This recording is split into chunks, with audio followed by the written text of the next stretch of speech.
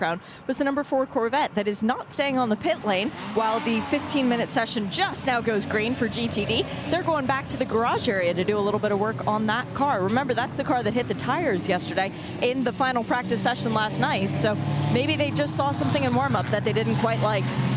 All right, Shea, live in sound and vision, 1.4 miles, 7 corners, and 15 minutes on the clock. 13 cars to qualify for pole position in the IMSA WeatherTech Sports Car Championship Northeast Grand Prix at Lime Rock Park. Take a deep breath. The drivers are going to have to switch these Michelin tyres on very, very quickly, and then get the best of them within a couple or 3 laps at the outside. Not because Michelin tyres aren't good, but because that is when they're at their optimum. You might get a 4th lap here in the cooler conditions this morning. The GT Le Mans guys, by the way, seeing possibly up to as many as 6 laps for them when we see them later. Lap records. Jeremy Shaw, qualifying lap record, as we've got the 2 Acuras across the line to start their flyers first. 51.491 seconds is the lap record here, set by Patrick Long 1 year ago. It's an average speed of 103 miles an hour. We already saw a couple of guys in that last practice session slightly quicker, well, one guy slightly quicker than that, and one almost matching that time in that pre-qualifying practice session. So in the 2 Acuras, the black and pink car is Trent Hinman and Christina Nielsen, who's been qualifying really well, back in the team after a trip to run in the Asian Series, where she picked up some silverware as well, tracking Trent Hinman, and to my eyes, maybe just gaining a little bit through the West Bend turn 6. Now they come onto the front straight. These will be the first competitive and representative times through to the top. 53.8 from Christina. She was quicker than Trent Hinman.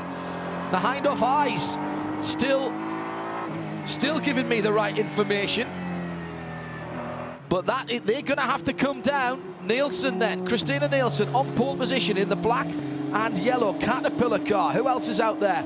John Potter for the Apollo 11 liveried, normally number 44, but it's the 11 this weekend.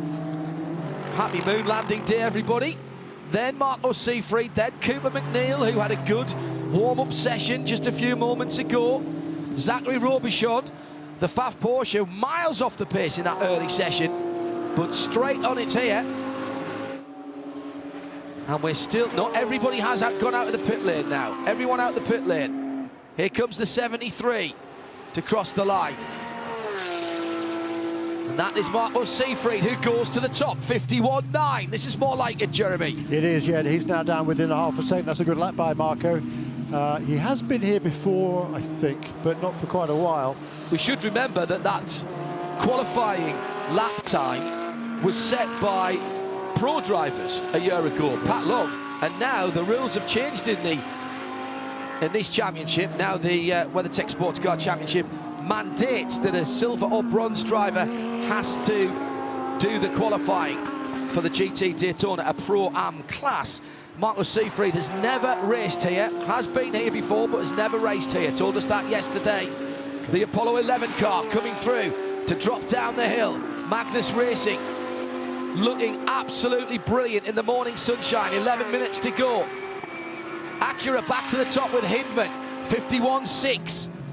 51.6, but only one faster sector. Robbie Foley picking up the pace. Seafried to second, Cooper McNeil to third. Acura, Porsche, Ferrari, 86, 73 and 63. But it's changing all the time. Ben Keating had a good warm-up and he's having a better qualifying. Just 2/10 away in second position, the 33 wins car.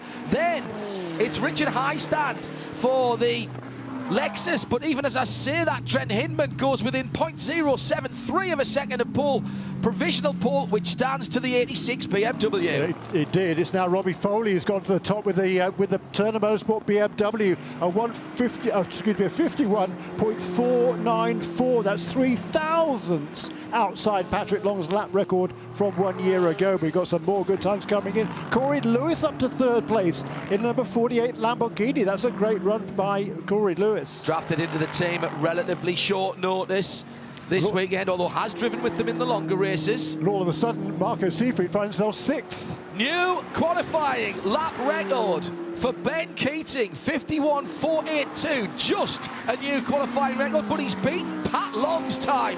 What a feather in the cap of the man from Texas. 51.482, the 33 goes to the point. And Robbie Foley, he missed his opportunity there perhaps. He was quicker in the first and second sectors. He went purple in sector 2, but he lost a little bit of time in the final sector. And by 0.054, Robbie Foley is not on the pole. He's not even second, he's third at the moment. Ben Keating, Trent Hinman and Robbie Foley and Corey Lewis all covered by less than 1/10 of a second with still 9 minutes remaining. Robbie Foley's on a better lap now. He's just gone a personal best in the first sector. Kudos to Michelin. Difficult conditions, a tough circuit, really putting the pressure on the left rear of these cars. And it's still Ben Keating from Trent Hinman now in second. 0.012 of a second. We've got, wait for this, we've got 5 cars within 1/10 of the pole position. 5 cars, 5 manufacturers, 5 drivers squeezed into 0.097 of a second. This is IMSA WeatherTech Sports Car Championship qualifying for GTD exactly as we want to see it. That is fun. That is seriously good fun at the moment. Zachary Robichaud is jumping up in there, isn't he, in the 4th position in the Porsche car number 9 for Pfaff Motorsport. So we've now got 5 cars within 1/10 of a second. Marco Seifried's less than 1/10 behind them as well. Anthony Imperato just goes purple in the first sector in car number 91. He's currently in the 9th position. Zachary Robichaud goes across the line again. Does he improve this time? No, he does not. A full second slower on that lap around.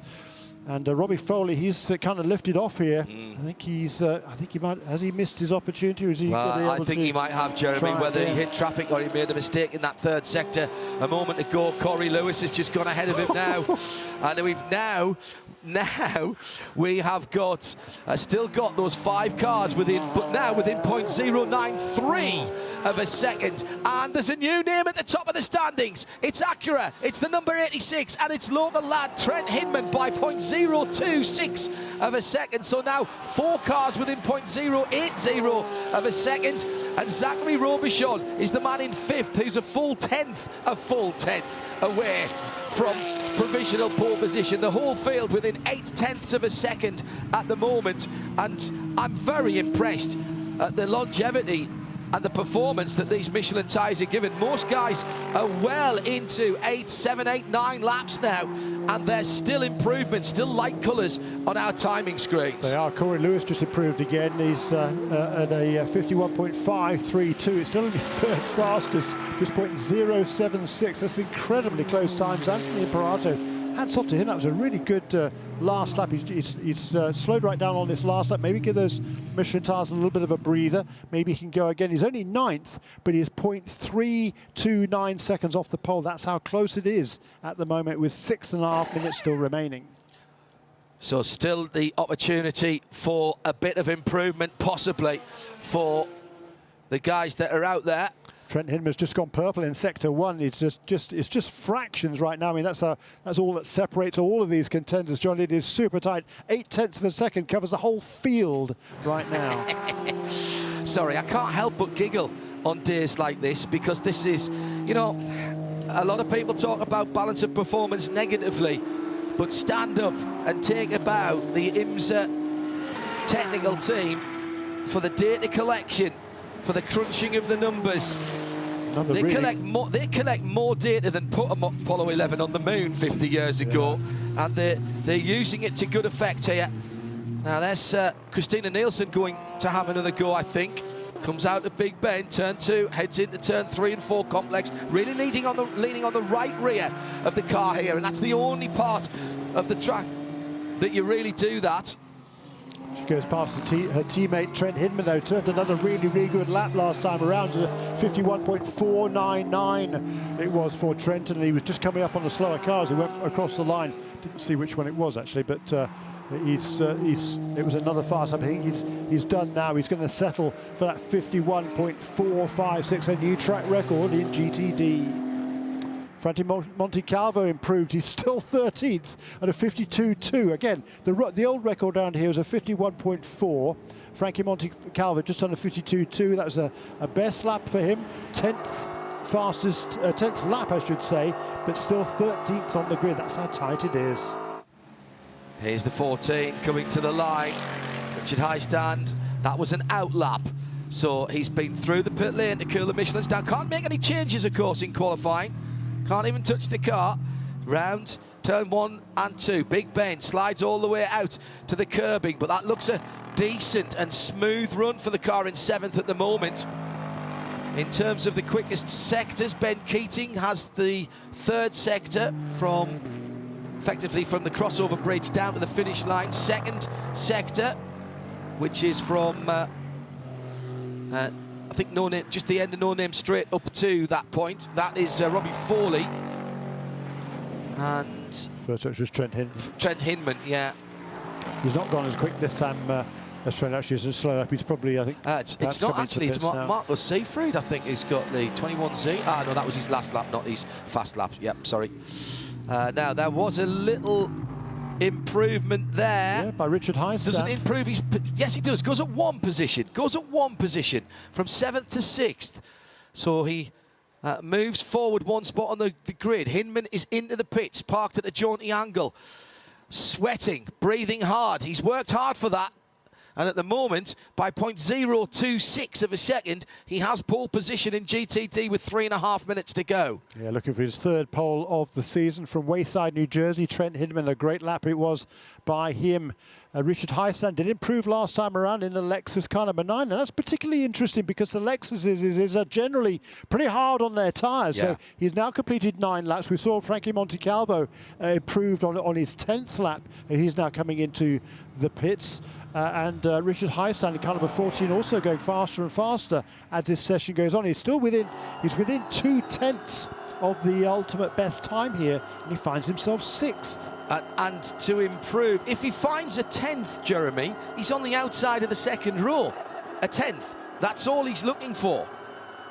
I mean, we're talking very, very fine margins here. I think he's lifted off. Yes, he has. Yeah, and he's the last car out on track, so that's going to be it for this qualifying session. But once again, Ben Keating is going to find himself 2nd on the grid. On the front row. Good stuff from Ben. That's I think the 4th time this season he's been on the front row of the grid. In that number 33 car was on the front row at Daytona, at Mid-Ohio, and last time out at Canadian Tire Motorsport Park as well. Loving it. Absolutely love it for Ben. Deserves all the success that he gets. Works hard at business. Family owns... family-owned dealerships, including a couple of Ford dealerships down in Texas, works hard at business and then comes to the racetrack for a bit of fun. Oh, now, Richard Highstand has gone through again. I think he was cooling his tyres there again. Indeed. He's going to give it a go. Well, he's got time for another couple at least. He certainly isn't going to have to worry about any traffic. He's the only car out on the track, so it's just out of him now. What can he do? He's on the radio. I got blocked. Got blacked on me. Good lap, lads. I had Paul there. Honestly, I lost 2/10 with the traffic. He's racing the ghost car at the moment in Forza terms. Goes through the uphill chicane, and I think he's already lifted off. Yes, he has. So didn't get the run in the 1st sector that he wanted. No, 21.2. And he needed those 2/10 of a second to get it round about 21 seconds. Fastest in the 1st sector was a 20.9 from Trent Hinman, 18.6 in the 2nd from Robbie Foley. So that is 29.7, 39.7, 40.7, 50. Ooh, yeah, 51.3. There's a 51.3 there. So Trent pretty close to the perfect time, but you could say that of Ben Keating and Corey Lewis and Robbie Foley as well, because those 4 cars, the front 2 rows of the IMSA WeatherTech Sports Car Championship GTD grid for the Northeast Grand Prix, are within 0.080 of a second. Now, if you want to know how close that is, get your phone out now and put the stopwatch on and try to start and stop your stopwatch so that it says 0.080. And that's the time that 4 cars are all crushed into at the top of our timing screen. Brilliantly good stuff, and boarding for a brilliant race. Checkered flag in the air. It's all over and done with. We can congratulate Trent Hinman officially.